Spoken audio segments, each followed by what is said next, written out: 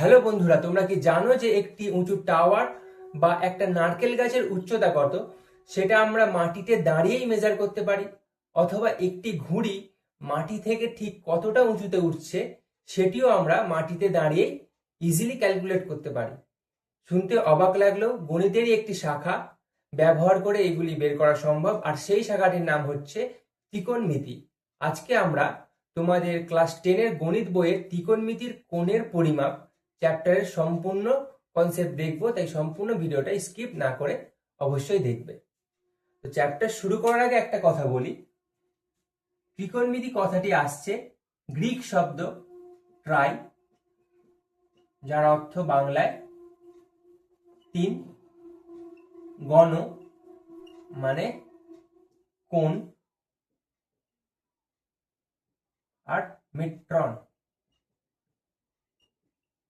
মিট্রন মানে পরিমাপ, অর্থাৎ তিনটি কোণের পরিমাপ, যেটাকে ইংরেজিতে আমরা বলি ট্রাইগনোমেট্রি। এখান থেকে আসছে তিনটি কোণের পরিমাপ। ত্রিকোণমিতিতে সাধারণত একটি সমকোণী ত্রিভুজ, তার কোণ এবং তার বাহুদেরই অনুপাত সম্বন্ধে আলোচনা করা হয়। ধরো এটা একটি সমকোণী ত্রিভুজ যার এই কোণটি 90 ডিগ্রি, মানে এটা সমকোণ। ত্রিভুজটার নাম দিলাম এ বি সি। আমরা যেই কোণটি নিয়ে কাজ করব, ধরো আমরা সি কোণ নিয়ে কাজ করছি, এটার নাম দিয়ে দিলাম থিটা। আমরা সি কোণ নিয়ে যদি কাজ করি তাহলে সি এর বিপরীত দিকে যে বাহুটা থাকবে, এই বাহুটা সি, এটা সি এর বিপরীত দিকে এই বাহুটা রয়েছে, তাহলে এই বাহুটাকে আমরা বলবো লম্ব, আর সি এর সাথে যে বাহুটা থাকবে সেটাকে বলবো আমরা ভূমি, আর 90 ডিগ্রির অপোজিটে যে বাহুটা থাকবে সেটাকে বলবো আমরা অতিভুজ।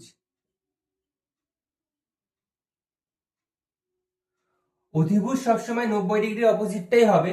এবার যদি আমরা এ কোণ নিয়ে কাজ করি তখন আমাদের লম্ব আর ভূমি অল্টারনেট হয়ে যাবে, তখন লম্ব এটা হয়ে যাবে ভূমি, এটা হয়ে যাবে লম্ব। যদি আমরা এ কোণটা নিয়ে কাজ করতাম, এই কোণ নিয়ে কাজ করলে এর অপোজিটটা হবে লম্ব, আর এর সাথে যে বাহুটা রয়েছে সেটা হবে ভূমি। এখানে আমরা যেহেতু সি কোণ নিয়ে কাজ করছি তাই সি এর অপোজিটটা কি করব, আমরা লম্ব ধরবো, আর সি এর সাথে যে বাহুটা রয়েছে সেটাকে ধরবো আমরা ভূমি, আর 90-র অপোজিটটা সবসময় অতিভুজ থাকবে।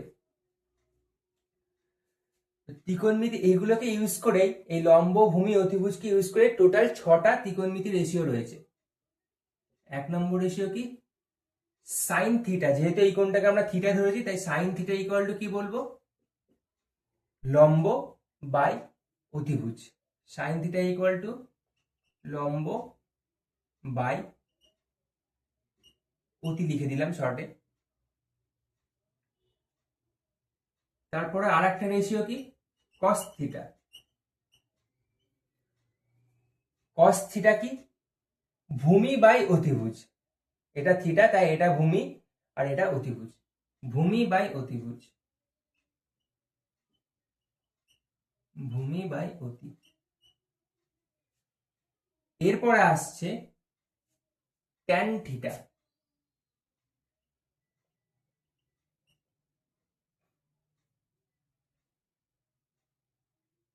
ট্যান থিটা ইকুয়াল টু কি হবে, লম্ব বাই ভূমি।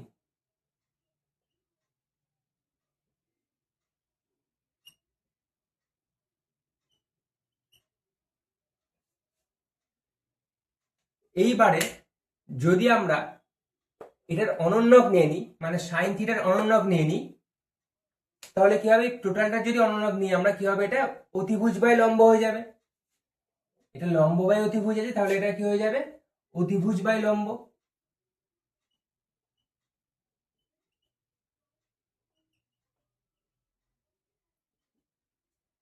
যখনই এটাকে আমরা উল্টে দেব তখন এটা আর সাইন থিটা থাকবে না, তখন সেটা কি হয়ে যাবে, কোসেক থিটা। তখন সেটা হয়ে যাবে কোসেক থিটা। এখানে আমি এঁকে দিচ্ছি ছোট করে, এ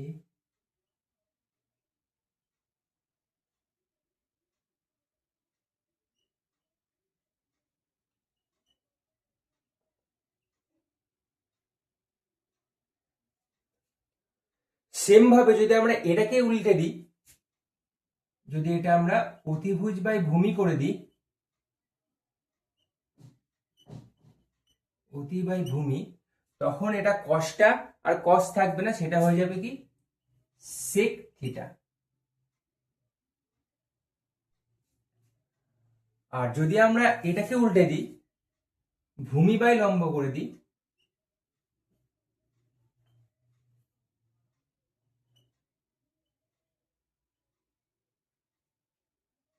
তখন ট্যানটা হয়ে যাবে কট থিটা। অর্থাৎ আমরা কি দেখলাম, সাইন থিটার অনন্যক হয় কোসেক থিটা, কস থিটার অনন্যক হয় সেক থিটা, আর ট্যান থিটার অনন্যক হয় কট theta.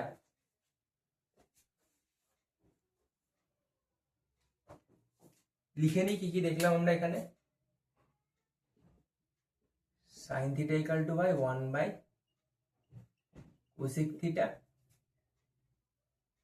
Cos theta equal to হয়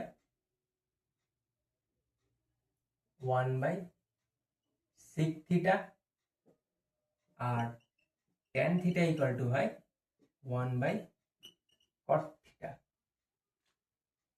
দ্যাটস ইট। এবারে চলো এই রিলেটেড তোমাদের বই থেকে একটা অঙ্ক করে দেখে নি। বইয়ে দিয়েছে কি সাইন থিটা ইকুয়াল টু 12/13, 12/13 হলে ট্যান থিটা ইকুয়াল টু কত এবং কস থিটা ইকুয়াল টু কত, এগুলোর মান বের করতে হবে। আর থিটা কি ধনাত্মক সূক্ষ্মকোণ, মানে থিটাটা 90 ডিগ্রি থেকে ছোট। তাহলে এটা থিটা ধরে নিলাম, এ বি সি। আমরা কি জানি সাইন থিটা ইকুয়াল টু কি হয়, লম্ব বাই অতিভুজ, লম্ব বাই অতিভুজ। যদি এটা থিটা হয় তাহলে এই কোণটা, এটা লম্ব, এই বাহুটা লম্ব কত, এখানে লম্বর জায়গায় কত আছে 12, তাহলে এটা 12, আর অতিভুজ কত 13 অতিভুজ। আমাদের বের করতে হবে কি ট্যান থিটা আর কস থিটা। যদি আমরা ভূমি বের করে ফেলতে পারি তাহলেই আমরা ট্যান থিটা কস থিটা বের করতে পারবো, কারণ আমরা জানি কি ট্যান থিটা ইকুয়াল টু হয় লম্ব বাই ভূমি, আর কস থিটা ইকুয়াল টু হয়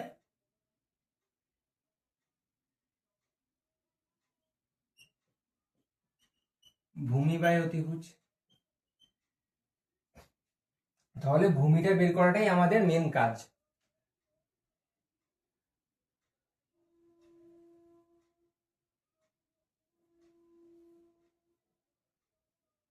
এর জন্য আমরা কি করব, পাইথাগোরিয়ান থিওরেম অ্যাপ্লাই করব। পিথাগোরাসের উপপাদ্য, পিথাগোরাসের উপপাদ্য কি লম্ব স্কয়ার প্লাস ভূমি স্কয়ার ইকুয়াল টু অতিভুজের স্কয়ার। এখানে লম্ব কত এবি, তাহলে AB square plus BC square equal to AC square. আমাদের দরকার বিসির মান, মানে ভূমির মান, এটা এখানে লিখছি। তার আগে এবির মানটা বসিয়ে দিই, এবির মান কত 12, মানে 144 প্লাস বিসি স্কয়ার, আর এসির মান কত 13, মানে 169 হবে, যেহেতু এসি স্কয়ার আছে। বিসি স্কয়ার ইকুয়াল টু কত হচ্ছে 169 মাইনাস 144, 169 থেকে 144 বিয়োগ করলে কত হবে 25, তাহলে 25 লিখে দিলাম। স্কয়ার আছে এদিকে গেলে রুট হয়ে যাবে, তাহলে বিসির মান কত আসলো 5, ভূমি হলো 5। তাহলে ট্যান থিটার মান কত হবে, লম্ব বাই ভূমি মানে 12/5, আর কস থিটার মান হবে ভূমি বাই অতিভুজ, ভূমি 5 আর অতিভুজ 13। কস থিটার মান আসলো 5/13 আর ট্যান থিটার মান আসলো 12/5।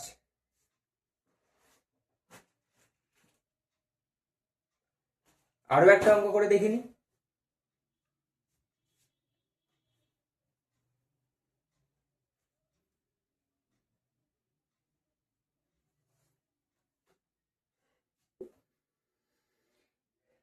ট্যান থিটার মান কত দিয়ে দিয়েছে, 8/15। ট্যান থিটার মান 8/15 হলে সাইন থিটা ও কস থিটা নির্ণয় করতে হবে। সাইন থিটা কত, কস থিটা কত সেটা বের করতে হবে। তার সাথে আমাদের কি প্রমাণ করতে হবে, sine square theta plus cos square theta equal two 1, মানে এটা আমাদের প্রুফ করতে হবে।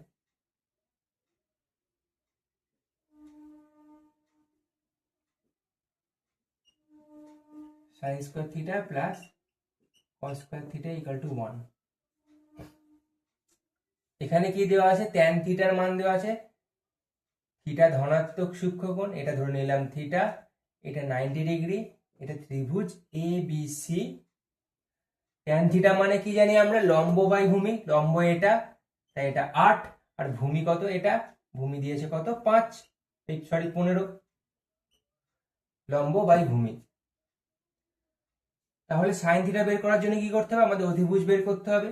অধিভুজ বের করার ফর্মুলা আমরা জানি, AC equal to root over, অধিভুজ ইকুয়াল টু রুট ওভার ভূমি স্কোয়ার প্লাস লম্ব স্কোয়ার। ভূমি কত 15, 15 স্কোয়ার প্লাস 8 স্কোয়ার। 15 স্কোয়ার করলে কত হয় 225, 225 প্লাস 64 কত হচ্ছে 289, রুট ওভার 289, 289 মানে কত 17, আই থিঙ্ক 17 স্কোয়ার হয় 289, তাই 289 রুট হলো 17, অধিভুজ কত হবে 17।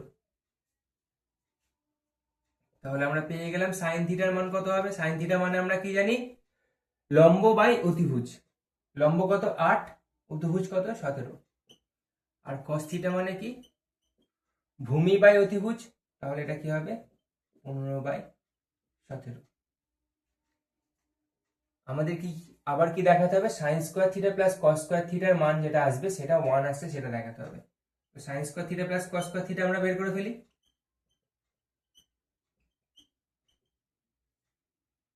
এটা স্কোয়ার হবে 8/17 স্কোয়ার প্লাস 15/17 স্কোয়ার, এটা করলে কত হবে 64/289 প্লাস 225/289।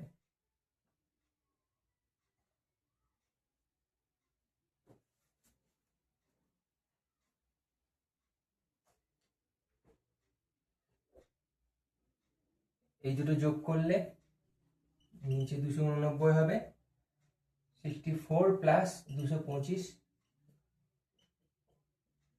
289/289 দুটো কেটে গেল মানে 1। প্রুফড। এই ছিল তোমাদের ত্রিকোণমিতির একদম বেসিক কনসেপ্ট। এগুলো তোমরা ভালো করে প্র্যাকটিস করো এবং এই চ্যাপ্টারের অনুশীলনীতে যে অঙ্কগুলো রয়েছে সেগুলো তোমরা নিজেরা ট্রাই করো। আশা করি তোমরা সব অঙ্কই পারবে। যদি কোনো তোমাদের অঙ্কে অসুবিধা হয় তাহলে তোমরা অবশ্যই কমেন্ট করে জানাবে, চেষ্টা করবো কমেন্টের মাধ্যমে তোমাদের সলিউশন দিয়ে দেওয়ার। এরপরে তোমাদের আরো রয়েছে ত্রিকোণমিতি আইডেন্টিটি, আর সাইন 60, কস 60, সাইন 90, ট্যান 45 এসবের মানও তোমাদের পড়তে হবে। তাই আমাদের চ্যানেলের সাথে জুড়ে থাকার জন্য এবং আরো এরকম ম্যাথের ডেপথ কনসেপ্ট পাওয়ার জন্য অবশ্যই চ্যানেলটি সাবস্ক্রাইব করবে, আর ভালো লেগে থাকলে অবশ্যই বন্ধুদের সাথে শেয়ার করবে।